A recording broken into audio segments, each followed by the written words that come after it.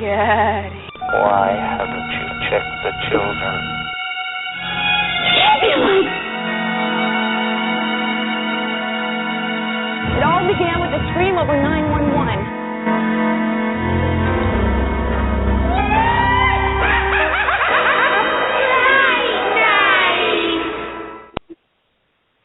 Good evening, Slasher fans. You're here as always the brand new episode of Slasher Studios Horror Podcast. I'm here with my wonderful co-host, Andrew. Andrew, how are you doing tonight? I'm good. I'm back. Sorry, guys. I kind of went MIA, but it happens. It does happen. So tomorrow's Friday the 13th. Do you have any big plans? Work. Ugh, work sucks. I know. I'm so depressed about it. I work all weekend, so I basically will be like fitting in Friday the 13th films whenever I can. Maybe I'll watch one tonight. I'm not sure. I don't know. I'm very, very indecisive tonight. It's like, oh, I want to watch this, and then I start it, and I'm like, no, I don't want to watch this. So we'll just kind of see how it goes. Yeah, I mean, I definitely know what that's like. This is kind of like the first Friday the 13th in a while that all of a sudden I'm like, oh, wow, it's tomorrow.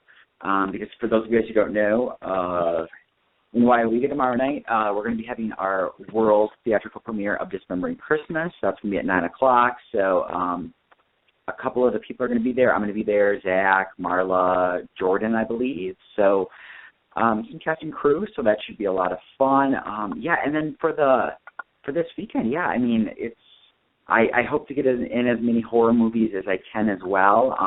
I'm kind of behind on my horror too. Have you watched anything good in the last week or so?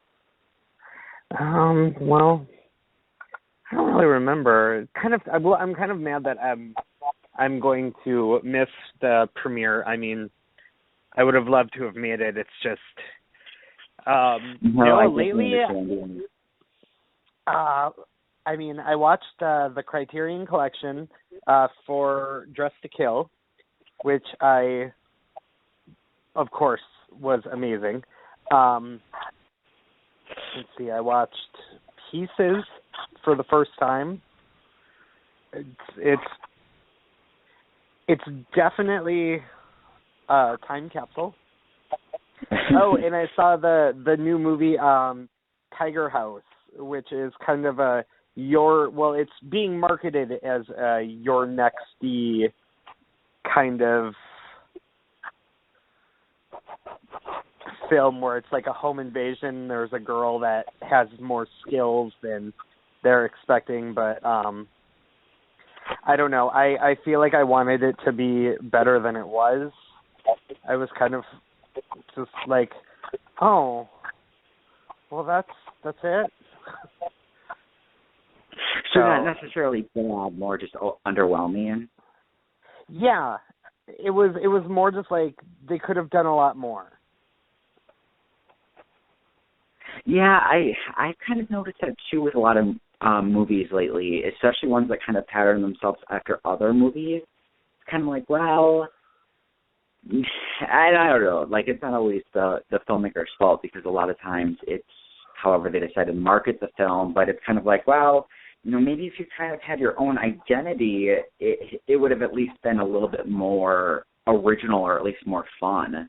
Exactly. I don't know. Maybe I was just expecting too much for it, but whatever. It was $9. Interesting. Yeah, so I just got a movie in the mail today. I actually haven't watched it yet. It's not even horror, so I don't even know why I mentioned it, but kind of the behind the scenes is very interesting. I don't know if the listeners out there have checked out the movie Roar. It was made in the early 1980s, and it had Melanie Griffith in it and Tippi Hedren, and it was kind of like a pseudo documentary / movie, and they used real animals that were not trained, and Melanie Griffith got attacked in the face and had 53 stitches, and like the director of photography, Jan de Bont, who went on to do Speed and Twister.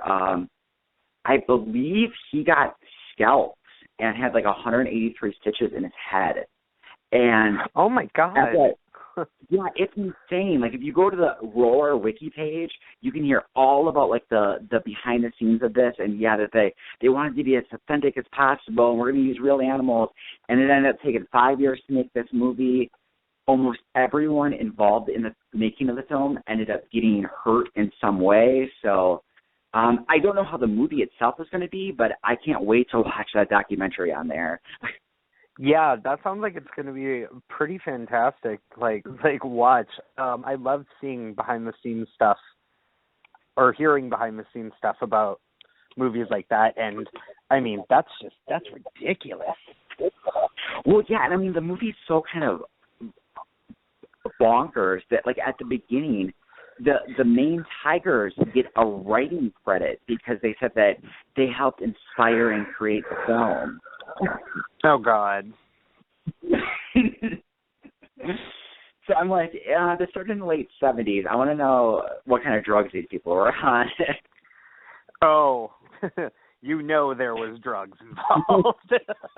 Well, whoever's like, oh, I think it's a great idea to spend $10 million on this movie featuring real animals. None of them have been trained. Like, okay. Yeah, I'm sure. Yeah. Nowadays, the insurance premiums would be through the roof. Yeah, I mean, and that's even if you were able to get insurance, you know, with something like that, especially having one of the main cast members, because I believe, and I don't know much about the movie, but Tippy and Melanie are mother-daughter, or like, I believe they're mother-daughter in the film, and I think she's only like 12 when she made this, so you know, I can only imagine the liability on that. If like, oh, hey, like I got attacked in the face and I need all these stitches making this movie and I'm 12 years old. Yeah. Well, I mean, working conditions were a lot more lax than they are now. I mean, I think then they were just like, well, back then they were just making the movies on their own and then selling them off.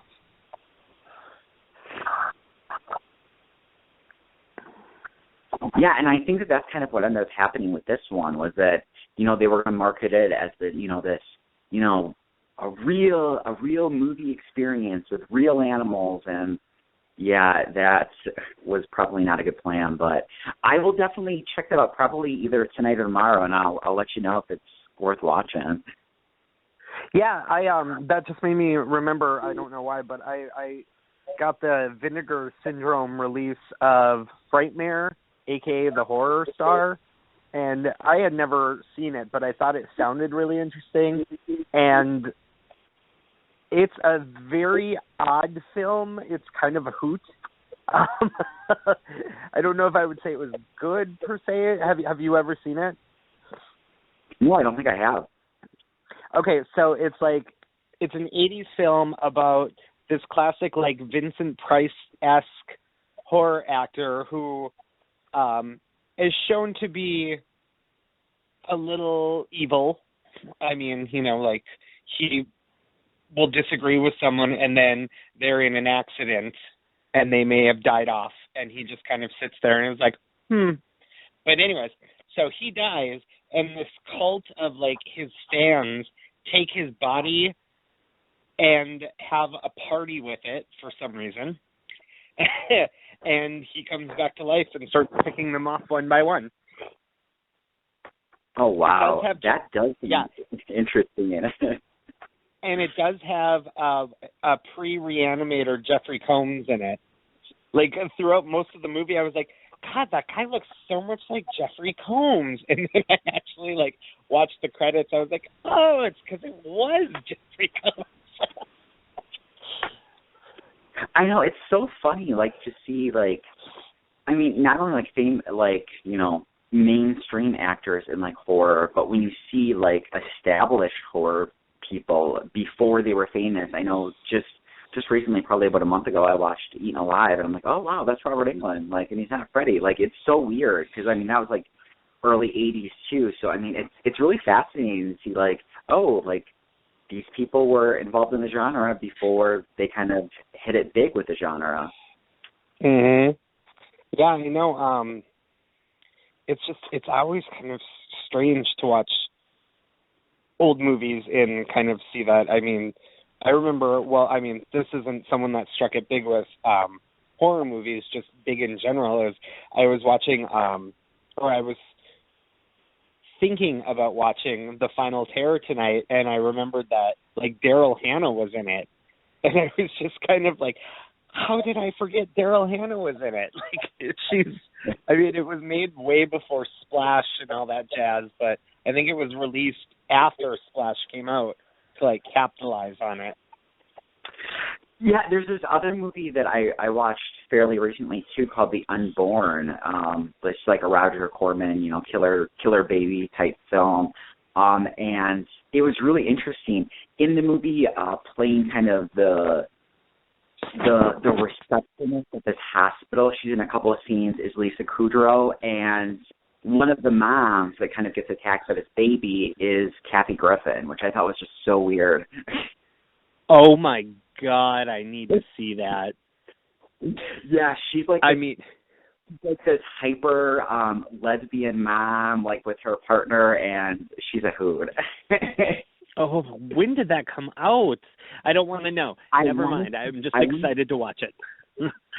Yeah, I want to say like 91, somewhere around there. Oh, well, everybody's got those skeletons in their closet. They might as well just embrace it. I mean, it's not like Holly Hunter when they bring up The Burning, and she's like, I don't think I did that movie. And you're just like, Holly Hunter, you're right here. Come on. Yeah, no, it's really funny because for those of us who haven't checked it out, it's really interesting. But AV Club does this thing each week where they interview a different actor, and the whole gimmick behind it is that when they interview this actor, they're going to go over their filmography, but the actor has no idea ahead of time what movies they're going to be mentioning. And they actually mentioned Unborn to Lisa Kudrow, and she wasn't at all embarrassed about it. She was more just embarrassed by the fashion of the movie, that her hair was really bad and she didn't like her outfit. But, I mean, I wish there was more people like that. Like, oh, yeah, I made that. Like, it was silly. I know. It's just kind of like, you did it, and everybody's got to start somewhere. Yeah, and that's what I love. Like, you can definitely tell with that, like, the actors that kind of totally embrace those kind of roles, and, like, the other ones that are like, no, I definitely don't want to talk about it. What's really funny is that, have you ever seen the movie, what's it called? Dr. Jekyll and Ms. Hyde? No. Is that the one with Sean Young? Yes, and Tim Daly. Okay, I've heard of it, but I have not seen it. Well, I'll just give this kind of random aside, and so Tim Daly was on there talking about his new show or whatever. He's from Wings, and they're like, okay, you worked with Sean Young with Dr. Jekyll and Ms. Hyde.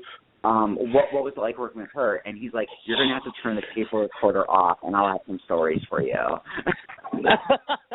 Well, I mean, Sean Young is a pretty well-documented crazy. I mean, this kind of behavior has been going back before she was stalking Tim Burton to be Catwoman. Like, if that wasn't career suicide. Well, and I know too that I guess we're on a complete aside, but last thing about that is that I heard too that James Woods had a restraining order against her as well. Oh. Hey, you've got to be somewhat nutty to play those nutty characters, and she was pretty nutty. It's kind of sad too because like that kind of stuff, although it shouldn't, just kind of makes me love her even more. Yeah. Moving on to our topic on tonight's show, we're going to be talking about our favorite and least favorite horror movie reveals, whether it's, the first time we see the killer, or if it's, kind of a whodunit and we find out at the end who the killer is, what works, what doesn't. We're going to be I have my list, Andrew has his. We're going to be kind of examining what kind of works in the genre of horror when it comes to having that good reveal and what doesn't work. So I guess, Andrew, I'll let you kind of start us out with the first one on your list. You can either do good, bad, whatever. Well, I mean, I'm going to have to do some rethinking because I didn't know, like, when you said killer reveal, I just thought it was reveal who the killer was as opposed to the whole costume. So I'll just go with my first one, which is revealing who the killer was. Oh, also, FYI, anyone that's listening, we are going to spoil the crap out of these movies, and I just don't really want to hear anybody, like, bitching at us about it because I remember once I did a ranking for Slasher Studios about the Friday the 13th heroines, and somebody was all freaking out about spoilers, and I was just kind of like, well, these movies are 30 years old, and you clicked on this, so... But anyways, yeah, so spoilers aplenty. I think my thing with My Bloody Valentine is when I first saw it, I was a kid, and I legitimately had thought that Axel was murdered. And then when the mask comes off, I was like, and then what really sold it was the whole thing where it was like the flashback to him under his dad's bed as his dad's murdered by Harry Warden. And then that just one shot of him sucking his thumb covered in blood. And it's just one of those where it just always stuck with me. And it's just kind of like, you don't need this big lengthy like monologue as to why they did it. That worked just perfectly, and at that moment you were just like, oh my god, that makes so much sense. Yeah, I think that's a perfect kind of killer reveal. I love that, you know, that whole ending kind of with the flashback and pretty much how the killer escapes. I mean, that's just how the movie ends. And there's something so creepy about that. And it's that whole movie is just very gritty. It's very dirty. It just feels very real as opposed to kind of, you know, some of the songs that we get today that are just, you know, very cookie cutter, you know, pretty people, you know, living in big houses. Like, that works. I'm going to kind of jump off of that and say, like, this one isn't actually on my list, but it's a good kind of counterpoint to that. The reveal in the My Bloody Valentine remake, the reveal itself is not terrible. It's the reason that they have the reveal. It's, okay, well, he's taking these pills and, you know, he's got, you know, multiple personalities, and it feels so much like a cheat. And it doesn't work, and I think that they tried to kind of over-explain it, and what worked in the original was that it was just very subtle, and then that's kind of the exact opposite reason as to why the remake ending doesn't work. Well, and the remake ending, I feel, may have worked a little bit better had it not been done numerous times beforehand and better. And, I mean, it was just kind of like, are you kidding? Plus, I was just pissed that the cop Axel was a good guy because I just hated him. It's something about the actor. I can't deal. Maybe it's just like leftovers from Final Destination where I'm just like, oh, I hate you. But yeah, it does. Well, I see it both ways. Like, I totally get why they did it, and it could have been really well done. Unfortunately, like, it just kind of was there. Just, they didn't put a lot of effort into it and be like, instead of being like, oh my god, I know what we'll have it end with this. And that's kind of how it seems like they got to that point. Yeah, I mean, and there'd be a difference if, like, okay, well, there's like one quick random scene where you see a bunch of pill bottles, you know, in his hotel room. If they had built up to that, where they had showed, like, oh, you know, like there was kind of these clues, but yeah, it really comes out of nowhere. There's no build up to it, so it doesn't really matter. No, I mean, had they had him act a lot like, I'm trying to think of a good, like Tommy in Friday the 13th Part 5, while they were setting him up to be a possible pseudo Jason. Like, that would have been better with the hallucinations and the multiple pills and like the panic attacks and stuff. But as it stands, aside from like you said, the one or two times we see him take pills, he's totally normal. Like, so it's way out of left field.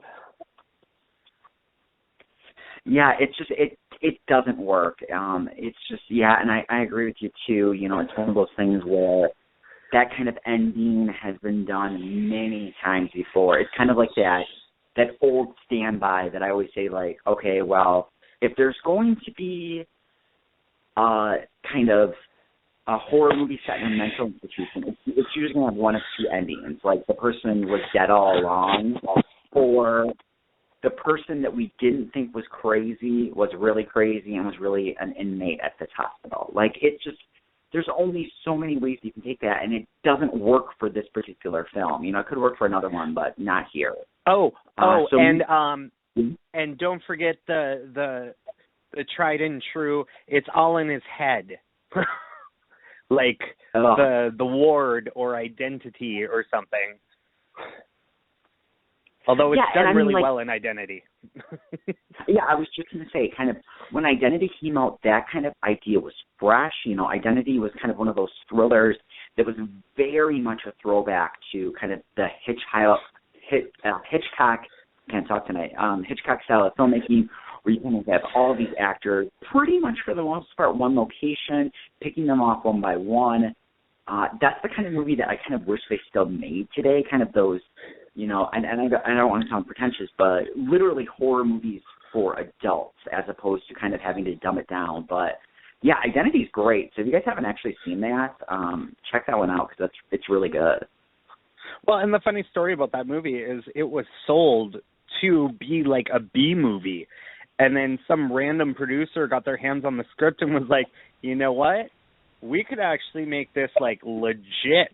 And so, like, John Cusack got involved. Like, they were going to make it, like, Roger Corman style with a bunch of unknowns. And, I mean, I think we could have had a much different version of the film. But as it stands, I'm happy we have what we have. Yeah, I mean, I can very much see that kind of movie done very differently, much more cheaply, and kind of like a direct-to-DVD almost, you know, and I don't want to say bad things about them because they've made some good movies, but very Dark Castle-esque, where, you know, just kind of campy and over the top. And I was thinking more Full Moon, but oh yeah, oh god, that'd be even worse. So yeah, moving on to one of yours. I'm sorry. Oh, not a problem. So yeah, moving on to one of mine. This is a movie that I really like, and I know you like it even more than I do. The movie is April Fool's Day.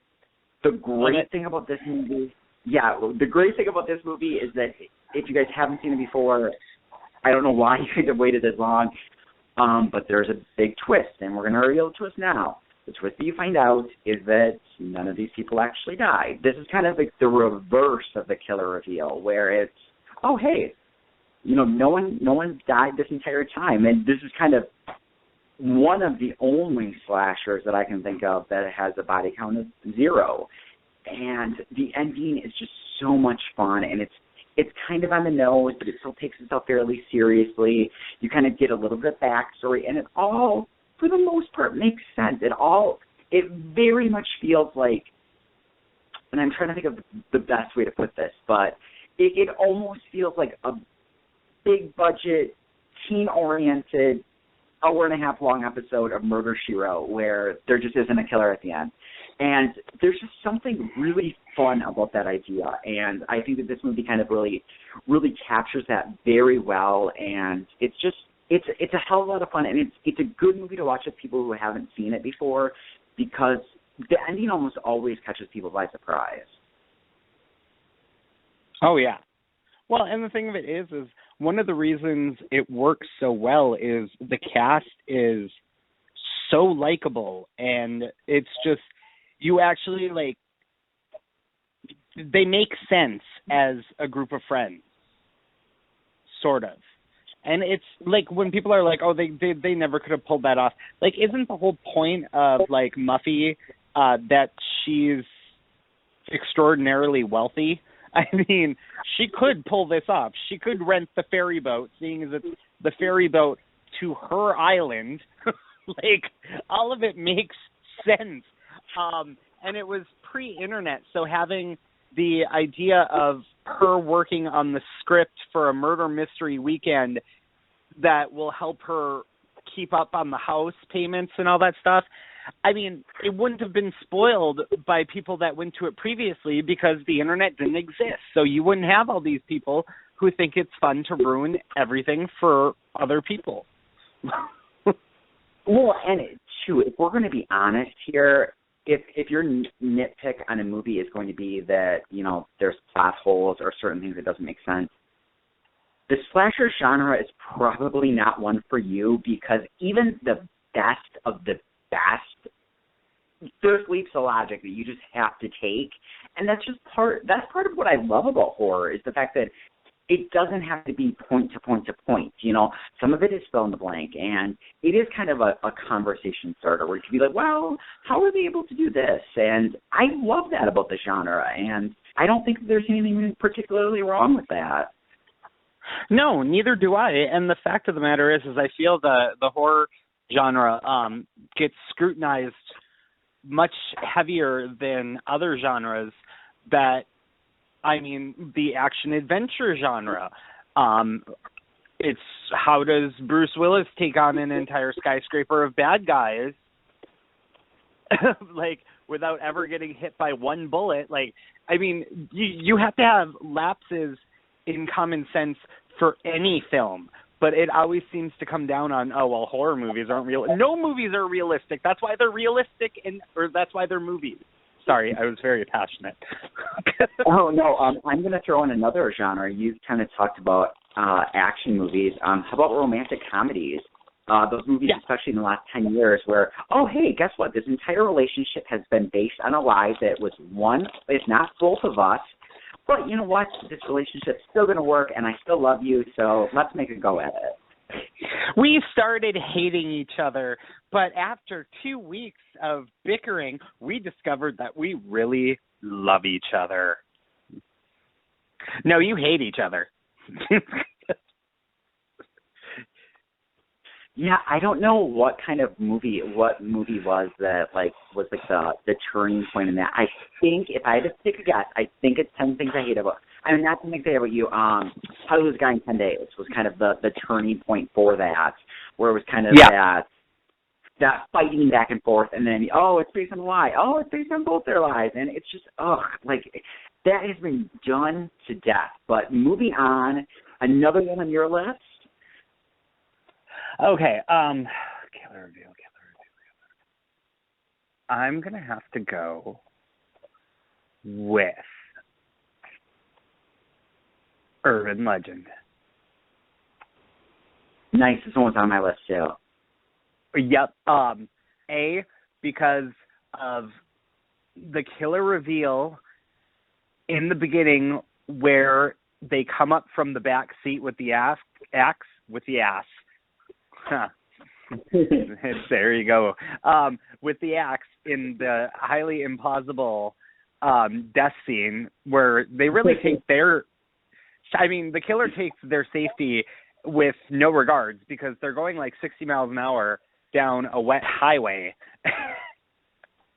But I like to how the car doesn't even stop. Yep. And then, but then not only that, to have the reveal be Rebecca Gayheart is, I mean, it's such a throwback to the 80s slasher movies where, like, the killer ends up being this person who in no way could have done all of these murders, whether it be like the initiation where it's Daphne Zuniga's twin sister, or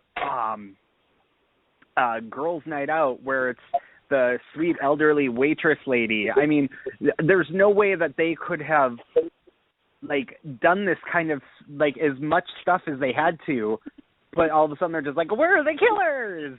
So it's just, And Girls Night Out is on my list too, because the killer reveal where the sheriff just starts drawing hair over Dickie Kavanaugh's picture and is like, "Oh, it's the waitress," is just too good for words.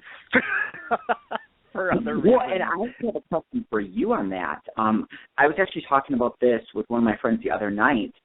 Is Girls Night Out the only slasher? And I'm sure there's probably other ones, so you'll have to help me out. But is it the only slasher where the final girl never actually meets the killer?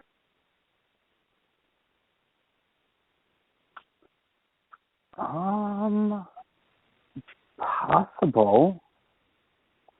Because, I was trying to think, and I'm like, because there's no, the ending for that is just like, oh, hey, it ends here. And but actually, isn't she with? Crazy, but...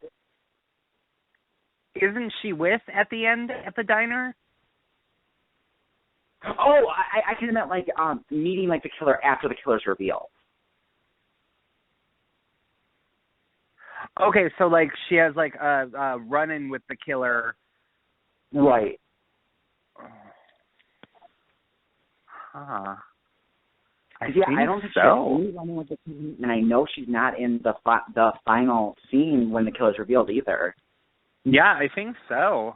That movie seemed to... There really wasn't any kind of characters. They just kind of introduce everybody right in the beginning, and then they just kind of float in and out of the movie and just get killed off one by one. But yeah, I'm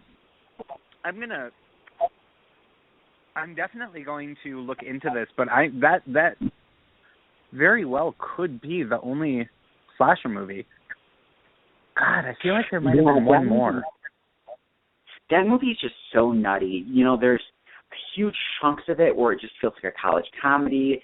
You kind of have this scavenger hunt that's really for no reason at all, and it's kind of dropped halfway through the movie. It's very weird. And if you guys haven't checked it out, it's worth checking out just for kind of how bizarre it is. Like I said, the ending's very creepy. I love the killer, the bear costume, kind of with the claws. It's very much on kind of pre-Freddy Krueger, but yeah, that ending is so weird. And and to go back to Urban Legend, I completely agree with you. This is it's very much kind of in the vein of, Happy Birthday to Me, where, oh, she's got a mask on that looks exactly like the other girl, her friend, and she can rip it off. All of a sudden, we had a slasher movie set in the Mission Impossible world. That's just it's very weird. And with Urban Legend, it's like, okay, well, yeah, she's going to, run up to the top of this bell tower, and she's going to be ready for her, and she's going to even have a slideshow to explain exactly how she did it and why, and it's just... In a building with no power! Oh, it's so ridiculous. I love it. Yeah, and it's so kooky, and there's just... And that's what I love. I think that of kind of the late 90s slashers, more so than even Scream, Urban Legend is really the one that gets it down right for kind of how the 80s slasher was really set up, with the characters, with kind of the depths, with the over-the-top, kind of slightly ludicrous, or maybe even more than slightly ludicrous, killer reveal ending, and it's fun, and it holds up really well today.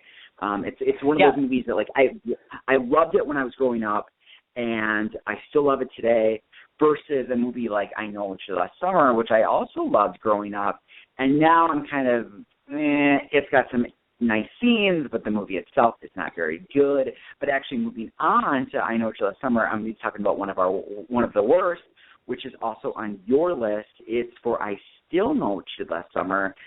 Oh, yeah. The killer reveal in this movie was so bad that I actually saw this movie at the theater opening night. And the killer, obviously we got to say it, but it's the boyfriend character of Ben, who we find out is Ben Willis' son. This is the name is Ben Sun. It was the last name, and it's just, oh my God, when they did that reveal in the theater, there were groans, and I'm like, oh, like who thought this was a good idea? I know, it's like Will Benson, Ben Sun, and it just goes her going, and I almost choked on my popcorn.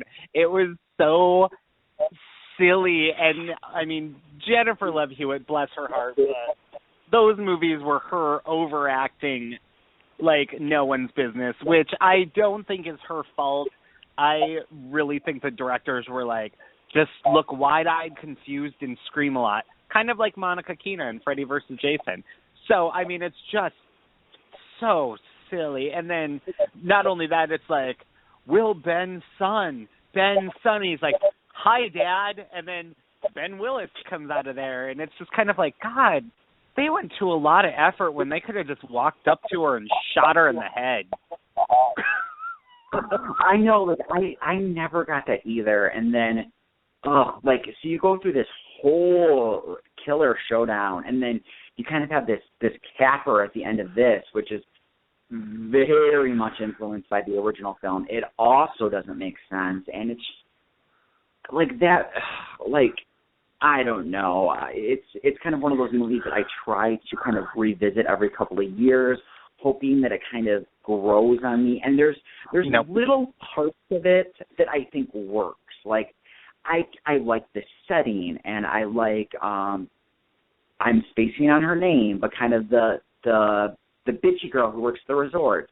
She's fun. Like, there's Jennifer Esposito. Yes, and also Jeffrey Combs. Like, there's elements of this movie that I kind of want to take out of this movie and make a completely different slasher. I know, and like I know everybody's like, oh, I know what you did last summer is so much better than Urban Legend. I mean, I'm like, why? And they're like, well, I mean, there's that really ridiculous scene where the killer is in the pool with the parka, and I'm like, well, to be fair, that movie was originally written to be set in the winter. So they just didn't change it. How about a 4th of July where half of the people at the parade are wearing their fucking fisherman slickers for no reason? I mean, it's sunny, it's summer, and it's like, what, North Carolina? Nobody's going to be wearing those in public. They're going to be dying of heat. Like, well, and I think, too, a lot of the I Know It's the Summer of Love, and I completely get this. I'm like this with a lot of movies.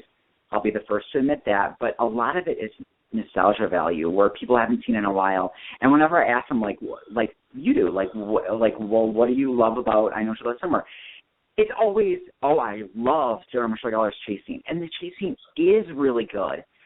But unfortunately, there's also another hour and a half of the movie that isn't so great.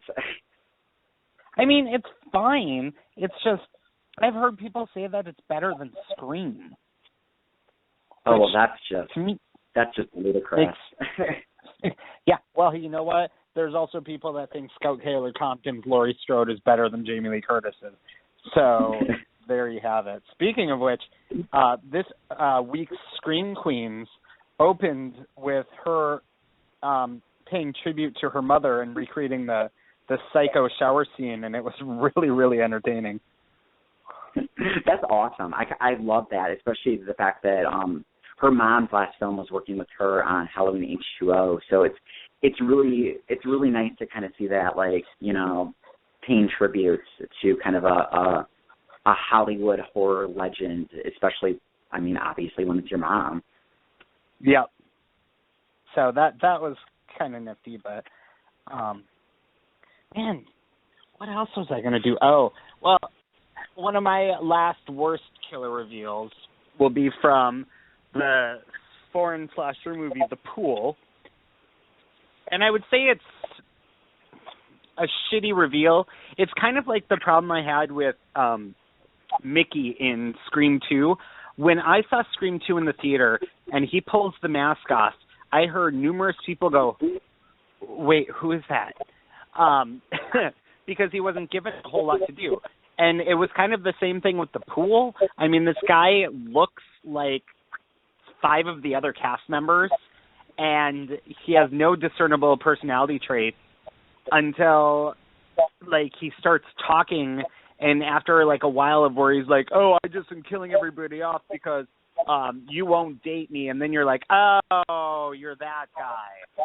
So, yeah, that was a pissing moment for me, where I was just like, because that's not actually a bad slasher until the reveal. I mean, the setting's pretty cool.